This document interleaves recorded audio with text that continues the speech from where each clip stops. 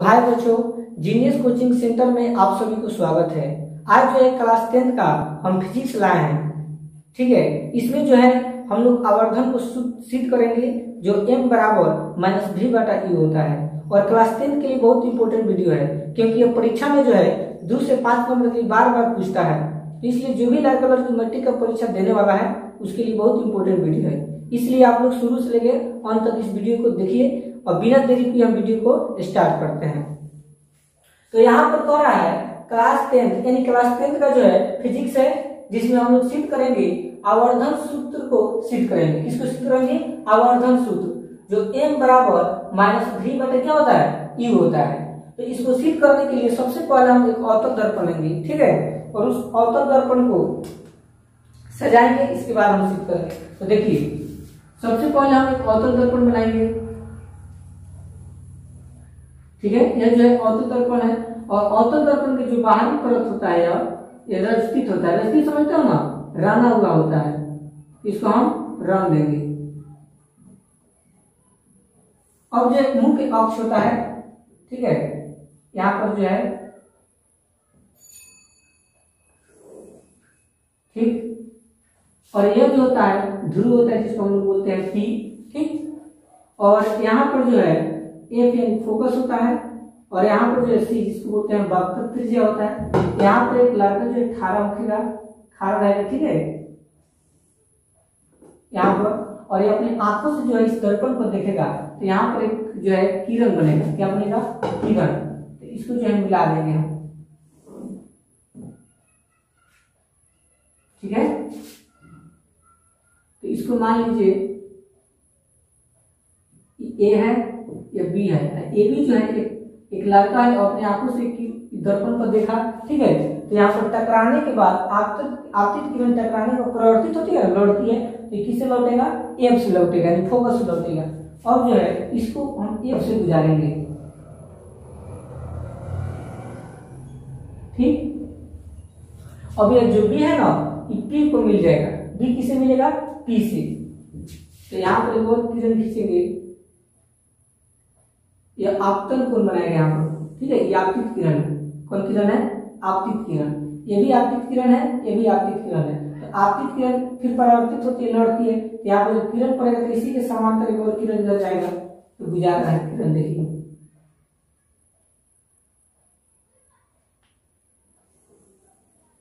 ठीक है।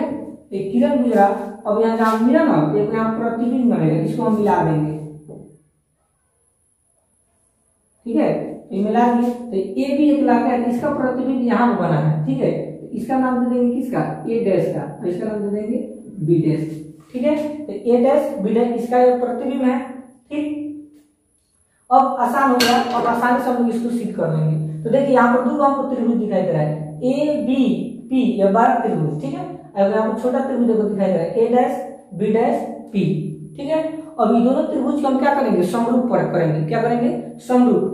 हम लोग 9th क्लास में पढ़े हैं एंगल साइड एंगल, इसके बाद हम लोग पढ़े हैं साइड एंगल साइड, इसके बाद पढ़े हैं साइड साइड साइड, इसके बाद हम पढ़े हैं आर एच एस। तो 9th क्लास में हम लोग पढ़े हैं सरम सब जो ऐसा होता है, ठीक है। और हम लोग 10th में पढ़ना है मैथ में समरूप के बारे में। किसके बारे में? समरूप। समरूप का मतलब यह होता है, अब समरूप में जो है एंगल से हमको सिद्ध करना है। तो दो अगर एंगल मिल जाएगा तो त्रिभुज जो है समरूप हो जाएगा। क्या हो जाएगा? समरूप। तो ए बी पी और ए डैश बी डैश पी को हम समरूप करेंगे। क्या करेंगे? समरूप। और जब समरूप हो जाएगा ना तो ऑटोमेटिक इसका भुजा भी बराबर हो जाएगा। ऐसे आधारित पर जो है इसको हम सिद्ध करेंगे। तो सबसे पहले त्रिभुज को मानेंगे, तो इस त्रिभुज का नाम देखिए क्या होगा? ए डैश बी डैश पी, ठीक है। तो यहाँ पर लिखेंगे त्रिभुज ए डैश बी डैश पी। और अब देखिए ऊपर वाला त्रिभुज में दिया तो यह क्या हो जाएगा? A B P. जैसे A dash B dash P हुआ उसी तरह ए बी क्या हो जाएगा? पी हो जाएगा। यहाँ पर लिखेंगे त्रिभुज ए बी पी में, कोई दिक्कत नहीं। अब देखिए क्या करेंगे, अब यहाँ पर देखिए यह जो कोण बना, यह कोण, ये दोनों समकोण है। क्या है? समकोण। क्योंकि देखिए यह ए डैश पी और ए पी जो है लंब है, ठीक है। तो तो लंब है तो यहाँ पर 90 डिग्री कोण बना, ये भी लंब है तो यहाँ पर 90 डिग्री कोण बना। तो यह जो कोण होगा इस कोण के क्या होगा, बराबर होगा। तो इस कोण के नाम क्या होगा, देखो बी डैश ए डैश पी। तो इस कोण का नाम हो जाएगा बी डैश ए डैश पी। तो इसके नीचे हम लिखेंगे यहाँ पर बी डैश ए डैश पी बराबर होगा इस कोण के। तो इस कोण के क्या नाम होगा जी, बी ए पी। तो इसकी जगह को हम लिख देंगे कोण बी ए पी। दोनों कोण आपस में क्यों बराबर है, क्योंकि समकोण है, यानी 90 डिग्री का है। ठीक है, अब देखिए एक तो कोण हमको मिल गया। अब समरूप कब होगा, जब दो कोण हमको मालूम हो। अब देखिए यहाँ पर यह जो कोण होगा इस कोण के क्या होगा, बराबर होगा। क्यों बराबर होगा, इसका रीजन जान लीजिए। क्योंकि यह जो है आवर्तन कोण है, यह कौन कोण है, परावर्तन कोण। तो आवर्तन कोण परावर्तन कोण की क्या होता है, बराबर होता है। हम लोग क्लास 10th में पढ़े हैं, प्रकाश के परावर्तन के दो नियम होता है। आपतित किरण, परावर्तित किरण तथा आपतन बिंदु पर खींचा गया विलंब तीनों एक ही समतल में होते हैं। और दूसरा नियम होता है आपतन कोण परावर्तन कोण के बराबर होते हैं। तो उसी तरह यह जो है आपतन कोण है जिसको हम लोग बोलते हैं आई, यह परावर्तन कोण है जिसको हम लोग बोलते हैं आर। तो ये जो आपतन कोण है ना, ये परावर्तन कोण के बराबर होगा। तो हम लिख सकते हैं कि यह जो कोण होगा इस कोण के बराबर होगा और यह कोण इस कोण के बराबर होगा। तो लिख दीजिए आसान से। तो इस कोण के नाम क्या हो जाएगा, B dash P A dash, B dash P A dash. यहाँ पर कोण लिखेंगे B dash P A dash बराबर। उसी तरह यह कोण के नाम क्या होगा जी, तो बी पी ए। इसकी जगह हम लिखेंगे कोण बी पी ए। अभी दोनों कोण आपस में बराबर क्यों है जी, परावर्तन के नियम से। या लिखेंगे परावर्तन के नियम से। ठीक है, अब देखिए दो हमको एंगल मिल गया ना, एंगल का मतलब होता है कोण। अब हमको दो जब कोण मिल गया तो यहाँ पर हम लिख सकते हैं एंगल एंगल से। ठीक है, तो जो त्रिभुज हम माने हैं ए डैश बी डैश पी, समरूप किसके होगा जी, त्रिभुज ए बी पी के। अब जब दो त्रिभुज आपस में समरूप है तो इसका लंब और आधार आपस में क्या होते हैं, बराबर होते हैं। याद रखना, जब दो त्रिभुज समरूप होंगे तो उसके लंब और आधार क्या होते हैं, बराबर होते हैं। तो इस त्रिभुज में देखिए यह जो है लंब है, तो इस लंब का क्या नाम है, ए डैश बी डैश। क्या लिखेंगे, ए डैश बी डैश बटा, और इसका जो है इस त्रिभुज का लंब क्या होगा, ए बी। इसका नीचे क्या लिख देंगे, ए बी बराबर। और उसी तरह इतना लंब हो गया। अब आधार को हमको बराबर करना है। तो आधार देखिए इस त्रिभुज में ए dash P, A dash P ये क्या है, आधार है। तो इसके हम जगह पर लिख सकते हैं ए डैश पी बटा, और इस त्रिभुज का आधार क्या होगा, ए पी। क्योंकि बड़ा त्रिभुज है, देखो वहां तक क्या है ना, इसलिए ए पी होगा। इसके नीचे हम क्या लिखेंगे, ए पी।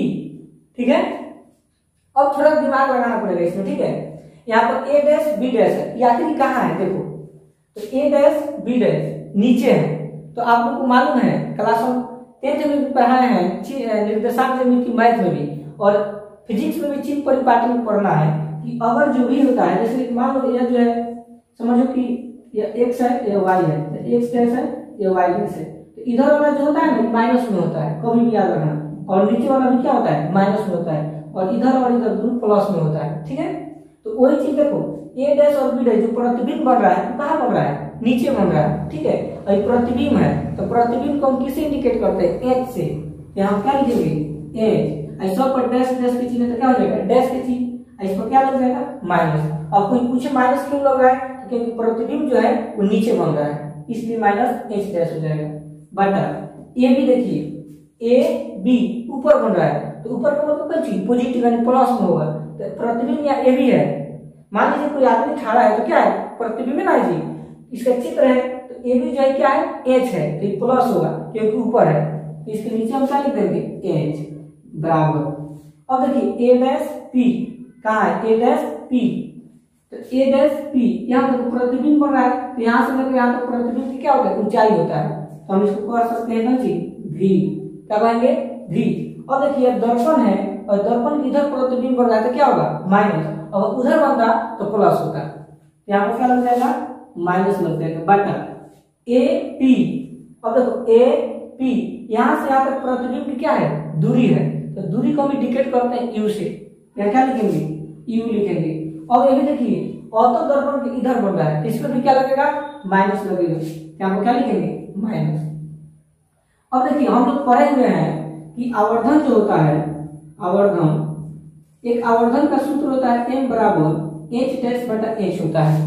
आवर्धन का सूत्र क्या होता है, m बराबर h डैश बटा h। h डैश का मतलब क्या होता है, प्रतिबिंब की ऊंचाई, अब बटा h डैश का मतलब, h का मतलब क्या होता है, प्रतिबिंब की दूरी, यानी प्रतिबिंब की ऊंचाई बटा वस्तु की ऊंचाई कह सकते हो।